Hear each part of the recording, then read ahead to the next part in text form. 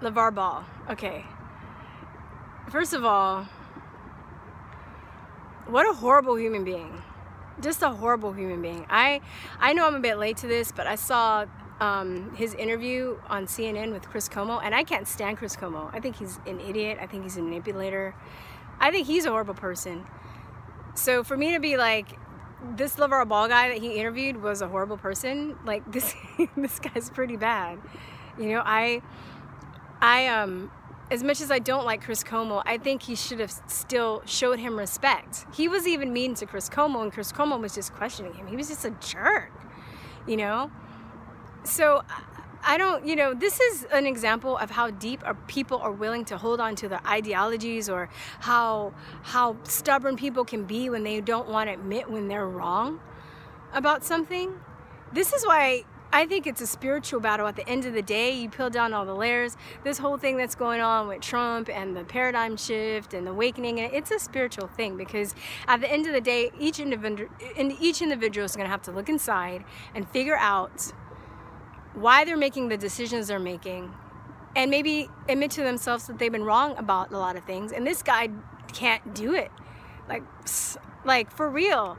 Okay, first of all, his son was grateful that, you know, they're so lucky, by the way. China, of all places, everybody that knows me know I'm learning Mandarin. I lived in Taiwan for 2 years. I love Chinese culture. I love Chinese people. But first of all, Chinese people, mainland China, they're controlled. Like, seriously. They're already enslaved on different levels. They have the people that are physically slaves that work in the factories that we get a lot of our products from. That's another video, but you know, they have those people that are literally enslaved, that are, you know, working for like 2 cents an hour in dangerous factory situations with lots of chemicals, that you have to wear diapers because they can't go to the bathroom they can't break it enough to go to the bathroom, that are jumping outside of, you know, the windows and committing suicide because the conditions are so bad. That level of slavery. And then you have the population that's richer, that has more money, but they're enslaved too. They're mentally enslaved, and they don't let people get information from outside sources. There's a I tutored a guy who was Taiwanese. He was a Taiwanese businessman, and he would go back and forth to do business with China, and he would tell me if the Chinese government didn't want their people to see something on TV and it got on the news accidentally, then they would just black out the TVs. So during that time when I was staying over there, there was a guy that was Chinese who was blind, who actually made his way into the American embassy and like jumped the wall, like climbed the wall and like made it in. And, you know, because he's trying to get out of China. And portions of that actually got on the Chinese news, and then they were like, oops, and they just blacked it out. So the TVs go black until whatever's going on is finished, and then they'll bring the TVs back on again, wherever you are. That's some creepy stuff. You know, and their perception of black people, I don't think Chinese people are really racist, but they get very stereotypical images of black people. Like basketball players and rappers, pretty much, right? Or maybe they might get some images of us being thieves, or, you know, whatever. So my experience has been a lot of I haven't been to mainland China, I've been to Hong Kong, but a lot of people that have never met black people, they're really curious about them. They won't necessarily think that you're a horrible person. They just kind of want to find out for themselves, because they know that they've been told a certain thing. And then some people will adopt what they're being told and treat you like a criminal, you know. But I don't know, just my experience, I think more people are more curious. So anyway, so they already have a perception of what black people are because of the things that all the stereotypes that they see that their government lets into their country. You know, I don't know if you know this, but they're not even allowed, they don't have a free internet. They have to get a special code to be able to go outside. They have a huge like firewall. So they can't even search freely on the internet about things. A lot of the people, this is even scary too, a lot of the people don't even know about the Tiananmen Square incident. Their government, it's not allowed to be taught in school. The government doesn't let them know. They don't know. You know, crazy, right? So anyway, you have this guy that goes over and steals from Chinese people. They already think that black people are thieves, first of all. They're facing 10 years, and that's just for theft. 10 years, and the Chinese government is corrupt.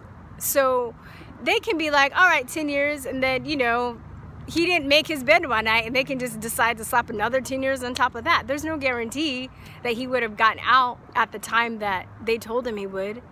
Plus, he's a black dude in China. He sticks out like a sore thumb.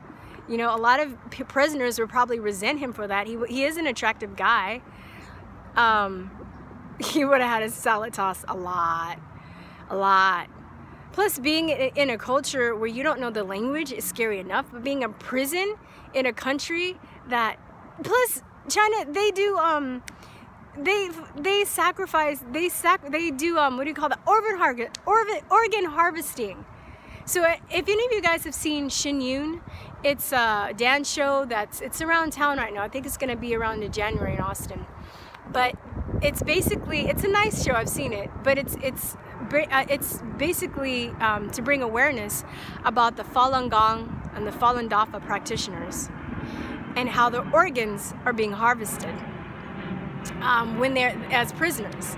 So very interesting story. I'll see if I can put the documentary in the comments, but there was a waiting list, or there is a waiting list usually for people that want organs, right? And it's usually years, right? I don't know, 2, 3, 4, 5 or more years to get an organ.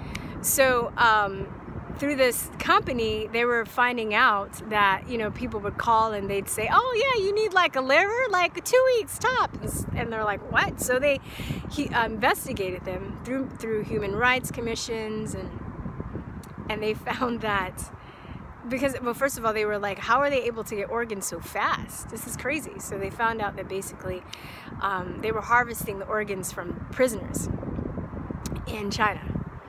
And basically these prisoners are Falun Gong practitioners and Christians and just maybe other people in society that, you know, are unwelcome, you know.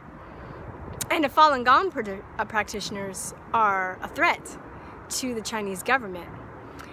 In the documentary, I'm sure I can find it, but they talk about how whoever the president was at the time, when it started to become popular, I don't know who the president was, but he actually commended Falun Gong, and he was like, oh, you know, it's getting the people to work together and it's a really positive influence. But then they started to question the government, and he's like, oh no. So they shut that down. And people there's a huge movement going on. People have been practicing it very covertly. And it basically is, I guess, an Asian philosophy. I don't know the whole details, but it seems like it has pretty much like Christian values, compassion, forgiveness, patience, all these things. And they consider it a threat, because it's getting people to actually, it's making people become red-pilled or awake, you know, for lack of a better word. So we're going back to Lavar Ball, like, okay, so his son could have been in China for 10 years or more, could have had his organs harvested, you know, they don't care. Oops, you know, and the thing, oh, I forgot to tell you this about the organ harvesting.